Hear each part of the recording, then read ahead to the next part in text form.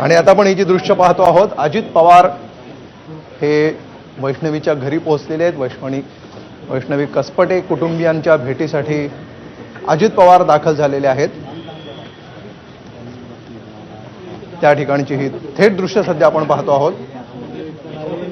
या प्रकरणात आपला काहीही संबंध नाही, आपलं नाव गोवण्यात आलं असं स्पष्टीकरण आजच अजित पवारांनी एका संभाषणामध्ये दिलेलं होतं। मात्र पूर्ण न्याय केला जाईल आणि वैष्णवीला न्याय मिळवून देण्यासाठी आम्ही पूर्ण प्रयत्न करू असं देखील अजित पवार म्हणाले होते। त्या पार्श्वभूमीवर अजित पवार आता कसपटे कुटुंबाच्या भेटीसाठी पोहोचलेले आहेत। वैष्णवी हगवणे आत्महत्या प्रकरणामध्ये वैष्णवीच्या माहेरी अजित पवार दाखल झाले।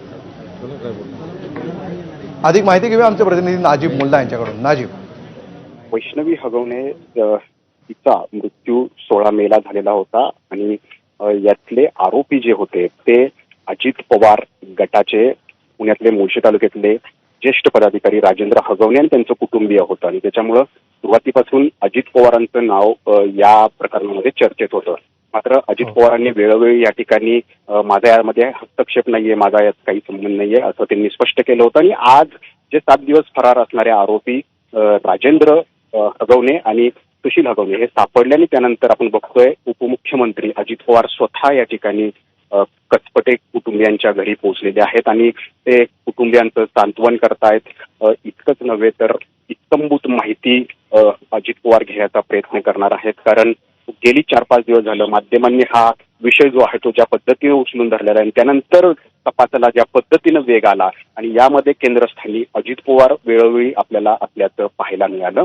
त्याला कारणही तसंच आहे, कारण राजेंद्र हगवणे यांनी केवळ वैष्णवीचा छळ केलेला नव्हता, तर ज्येष्ठ सून त्यांची होती मयुरी, हिचा सुद्धा अशाच प्रकारे छळ जो आहे या ठिकाणी झालेला होता आणि तिनं सुद्धा गुन्हा नोव्हेंबर 2024 मध्ये दाखल केलेला होता। परंतु त्यावेळेला मात्र हे हगवणे कुटुंबीय जे आहेत ते यातून बचावलं होतं। त्यांच्यावरती जी कारवाई आहे ती कारवाई जी आहे ती या ठिकाणी झालेली नव्हती आणि मग त्याच वेळेला जर कारवाई झाली असती तर कदाचित आज वैष्णवी आपल्यात असती। मग त्यावेळेला